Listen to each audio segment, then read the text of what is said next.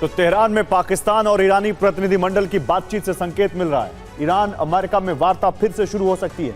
ऐसे में ट्रंप के बदले रुख से सवाल उठ रहा है कि ट्रंप क्या सच में दबाव में या सिर्फ एक बड़ी रणनीति का हिस्सा है।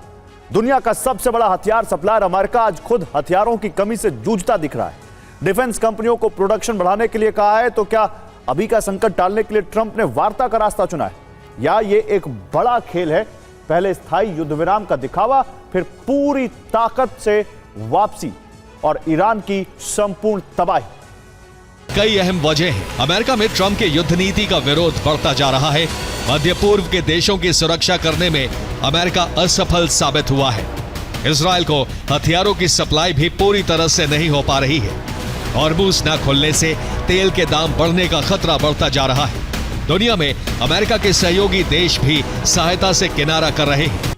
और दुनिया में हथियारों का सबसे बड़ा सौदागर अमेरिका है, जो दुनिया के 99 देशों को हथियार सप्लाई करता है, जिसने यूक्रेन और ईरान युद्ध में काफी हथियार सप्लाई किए।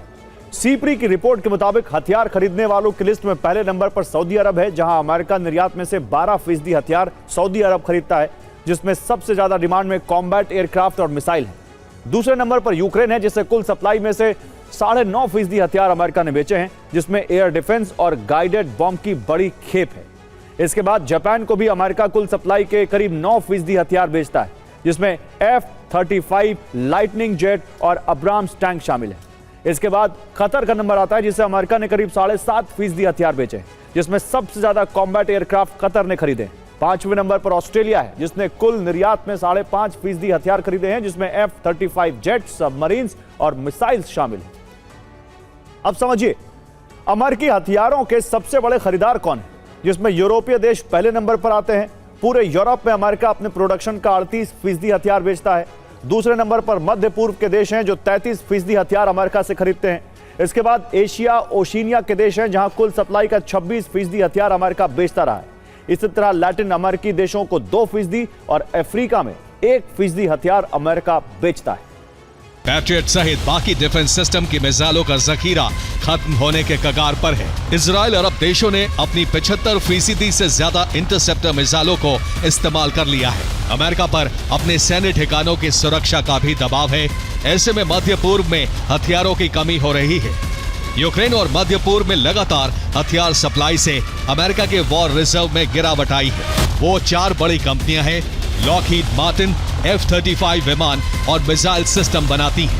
बोइंग F-15 विमान, अपाचे और चिनूक हेलीकॉप्टर बनाती है। रेथ्योन RTX जो पैट्रियट मिसाइल डिफेंस और रडार बनाती है। तो दुनिया के कई देशों को बेचने वाले हथियारों में अमेरिका के सबसे महंगे हथियार कौन से हैं, वो समझिए। पहले नंबर पर थार्ड मिसाइल डिफेंस सिस्टम है, जिसकी एक यूनिट की कीमत 16,000 करोड़ है। इसके बड़े खरीदार सऊदी अरब और UAE है। दूसरे नंबर पर पेट्रियट मिसाइल सिस्टम है, जिसकी एक यूनिट की कीमत 8,000 करोड़ है, जिसके खरीदार यूक्रेन, जर्मनी, जापान, सऊदी अरब और पोलैंड है। इसके आगे F-35 लाइटनिंग जेट है, जिसकी कीमत 650 करोड़ है, जिसके खरीदार जापान, UK और ऑस्ट्रेलिया के साथ ही इजराइल है। फिर F-15EX ईगल जेट आता है, कीमत 750 करोड़ प्रति यूनिट है। इसके प्रमुख खरीदार सऊदी अरब, कतर और इंडोनेशिया है, जबकि एक AH-64 अपाचे हेलीकॉप्टर की कीमत 250 करोड़ है।